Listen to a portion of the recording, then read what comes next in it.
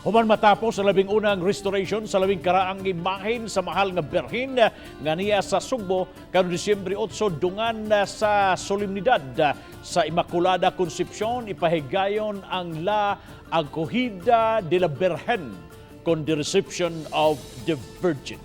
Ani ang report.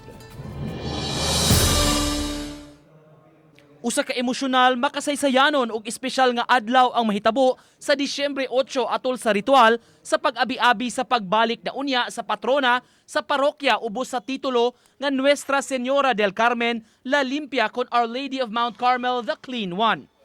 Gikanaog ang imahen sa Birhen ni atong Hulyo 20 alang na sa pagpaubos ni ini sa restoration program. Na yung contribution po niya, yung antiquity po ng imahe po mismo, at yung history po niya na malaki pong naiambag sa pagpapalago ng pananampalataya po ng mga Cebuano. Gihulagway ni Panaligan nga ang imahen sa Our Lady of Mount Carmel Parish mo'y labing karaang Marian image sa Sugbo nga milungtad na kini sulod sa 300 katuig. Nahimo na kining kabahin sa kasaysayan sa Sugbo di ng Barangay Ermita gikuha gani sa Hermitage of the Immaculate Conception nga mo'y unang titulo nga gigamit.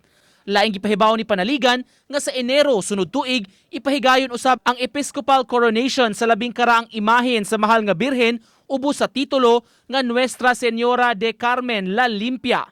Since it is the first and oldest Marian shrine sa Cebu City, so parang mayroon din po tayong nga po ay masasabi na may value and may history po ang ating pong parokya. Uban ni Philip Patricio ug Rod Prado, Nico Sereno, Balitang Bisdak.